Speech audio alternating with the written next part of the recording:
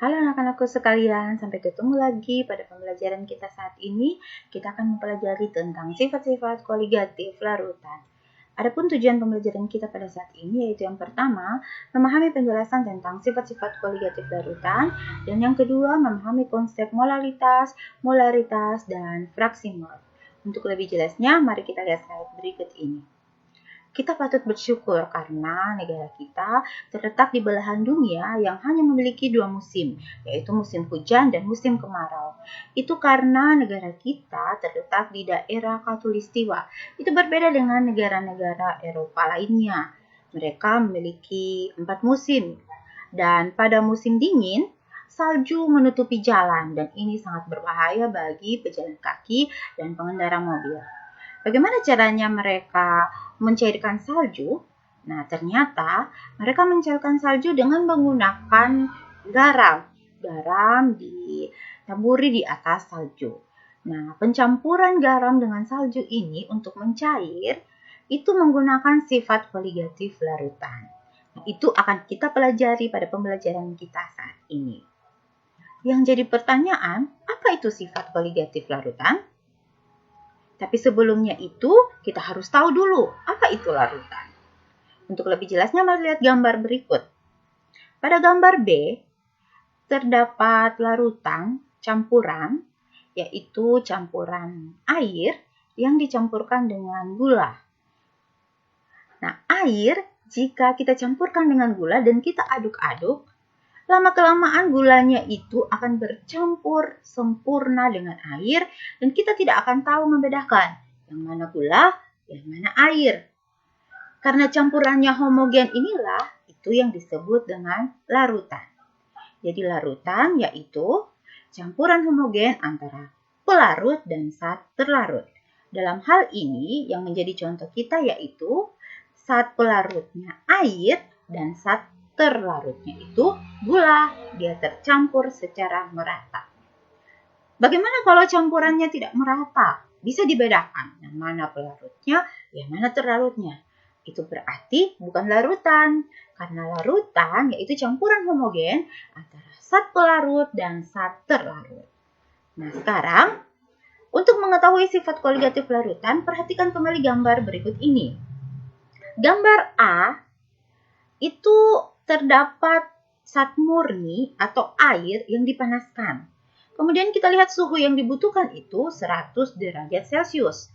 Sedangkan gambar B, larutan gula tadi yang kita panaskan, untuk mendidih dia membutuhkan 110 derajat Celcius. Mengapa demikian? Mengapa ada perbedaan? Karena setiap zat memiliki sifat khas yang berbeda. Sifat gas yang berbeda ini itu yang dimaksud dengan sifat koligatif larutan. Jadi sifat koligatif larutan yaitu sifat yang dimiliki semua larutan. Dan itu berbeda-beda. Nah, apa saja sifat khas yang dimiliki oleh suatu larutan itu atau sifat koligatif yang dimiliki oleh suatu larutan? Yang pertama, penurunan tekanan uap atau biasa disebut dengan delta P. Kita menggunakan P karena simbol dari tekanan yaitu P. Kemudian, penurunan titik beku atau disimbolkan dengan delta TF. Ya, supaya gampang diingat, F itu diambil dari kata bahasa Inggrisnya beku, freeze. Jadi supaya gampang ingat, oh kalau beku itu freeze, jadi simbolnya delta TF. Kemudian, kenaikan titik didih atau disimbolkan dengan delta TB. B-nya itu diambil dari bahasa Inggrisnya mendidih, yaitu boil, jadi delta TB. Dan yang terakhir, tekanan osmotik atau disimbolkan dengan V. Nah, sifat koligatif larutan ini berbeda di setiap larutan. Apa yang membedakannya? Ternyata sifat koligatif larutan dipengaruhi oleh jumlah partikel zat terlarut. Jadi semakin banyak zat terlarut yang kita larutkan, akan semakin besar sifat koligatif larutannya. Misalnya, ibu akan mencairkan garam pada suatu larutan, suatu pelarut air yang bervolume 200 ml. Pada gelas pertama, airnya itu bervolume 200 ml. Ibu masukkan 100 gram garam. Pada wadah yang kedua, jumlah airnya sama 200 ml, tapi dimasukkan garamnya itu 200 gram. Jadi wadah yang pertama 100 gram, wadah yang kedua 200 gram. Nah, yang akan cepat mendidih jika kita didihkan itu pasti yang garamnya itu 100 gram. Kenapa? Karena jumlah partikel garam pada gelas yang pertama tadi lebih sedikit dibanding dengan gelas yang kedua. Begitu juga dengan contoh yang pertama tadi, air yang kita didihkan dengan yang larutan, air murni yang lebih cepat mendidih dibanding dengan yang larutan. Itu karena partikel yang ada di dalam larutan itu lebih banyak dibanding yang ada pada air murni. Nah, jadi sifat koligatif larutan yaitu sifat khas yang dimiliki oleh suatu larutan yang hanya dipengaruhi oleh jumlah partikel zat terlarut. Oke. Nah, untuk menghitung jumlah partikel zat terlarut ini bisa digunakan 3 cara. Yang pertama, kita menghitung molaritas. Atau biasa molaritas ini disimbolkan dengan M. Molaritas yaitu jumlah mol zat terlarut dalam 1 liter atau 1000 ml pelarut. Ya, jadi rumusnya itu M sama dengan G dibagi dengan MR dikali 1000 per MR. Keterangannya itu M sama dengan molaritas, G sama dengan volume, MR sama dengan massa molar, dan ML-nya ini maksudnya volume zat pelarut. Nah, bagaimana caranya kita mau menghitung? Ya, contohnya seperti ini. Ibu akan melarutkan 100 gram NaCl atau garam ke dalam 100 ml air. Ya, jadi G-nya itu kita isi dengan masanya garam, MR garam pasti diberitahu. Kemudian 1000 kita bagi dengan masanya pelarut tadi yaitu air. Tuh. Nah, kemudian cara yang kedua, kita bisa menghitung jumlah partikelnya zat pelarut itu dengan menghitung molaritas. Ya, kalau molaritas tadi yang kita ketahui volume pelarut, yang ini yang diketahui massa pelarut. Jadi pelarutnya itu dikasih dalam satuan kilogram atau gram dalam satuan massa. Nah, caranya sama, hanya saja perbedaannya tadi menggunakan volume. Kalau molaritas itu menggunakan gram atau massa. Kemudian cara yang ketiga yaitu dengan fraksi mol. Menyatakan perbandingan jumlah mol zat terlarut atau pelarut terhadap jumlah mol larutan. Fraksi mol ini kita hitung dengan rumus, bisa kalian lihat di samping sini. Jadi fraksi molnya itu disimbolkan dengan X. Ya. Jadi XP atau fraksi mol pelarut sama dengan fraksi mol pelarut dibagi dengan mol total atau mol pelarut ditambah dengan mol terlarut. Kemudian fraksi mol terlarut itu sama dengan mol terlarut dibagi dengan mol pelarut ditambah dengan mol terlarut. Nah, mol totalnya itu, fraksi mol totalnya itu XT ditambah dengan XP itu sama dengan 1. Jadi cara menghafalnya itu gampang. Ingat saja kalau pelarut berarti fraksi mol XP simbolnya. Nah, kalau XP yang kita cari berarti yang di atasnya NP. Di bawahnya itu N total. N pelarut, N itu mol ya. Mol pelarut ditambah dengan mol terlarut. Kalau yang kita cari fraksi mol terlarut, ya simbolnya XT.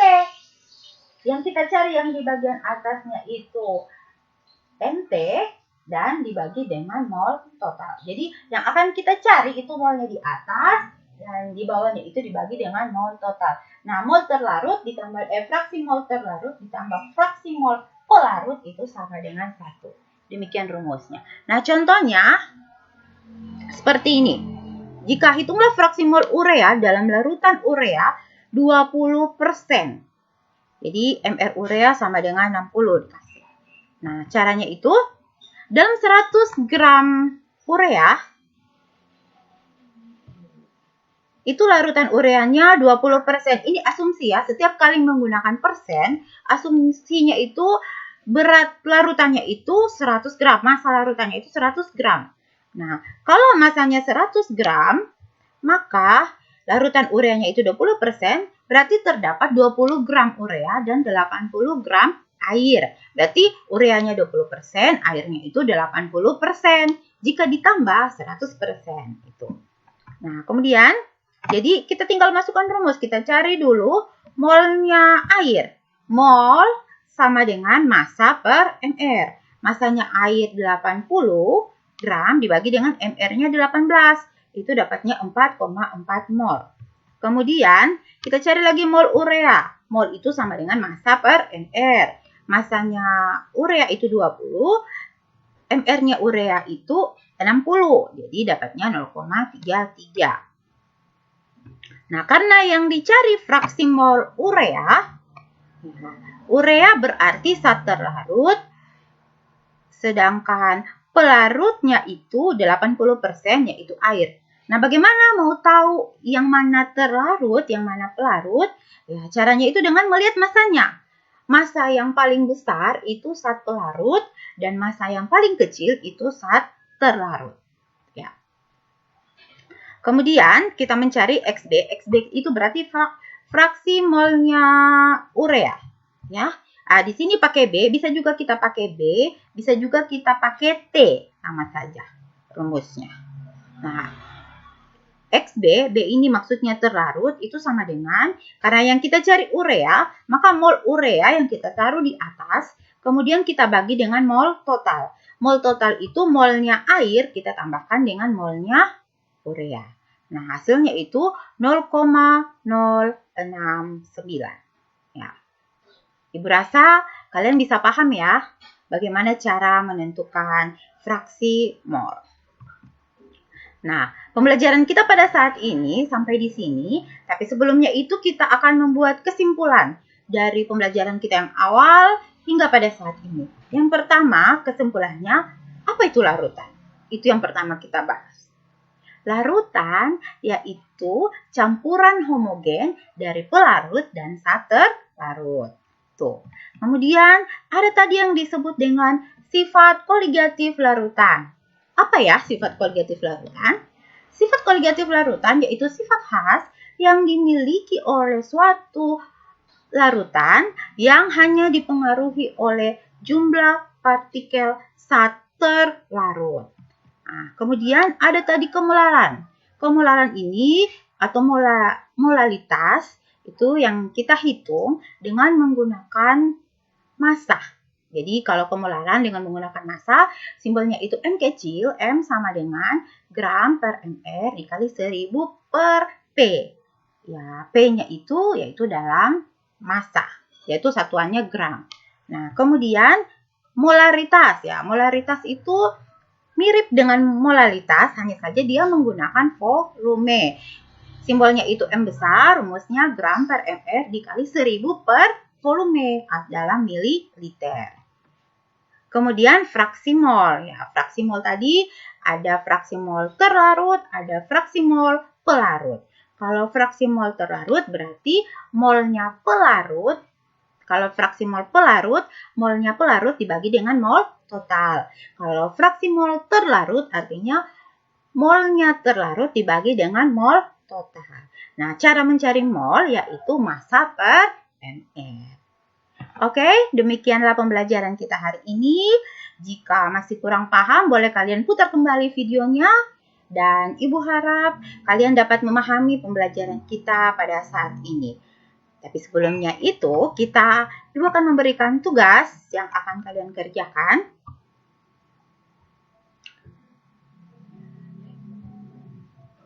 Jadi tugas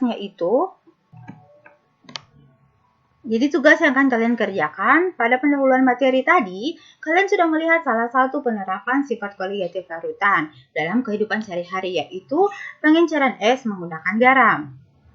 Bagaimana cara kerja garam sehingga bisa mencairkan salju? Itu yang akan menjadi tugas kalian. Dan yang kedua, termasuk sifat koligatif manakah pencairan es dengan menggunakan salju tersebut? Nah, Ibu harap kalian mengerjakannya dengan sungguh-sungguh, dengan hati yang senang, dan langsung dikirimkan pada WA pribadi Ibu. Terima kasih, salam sehat.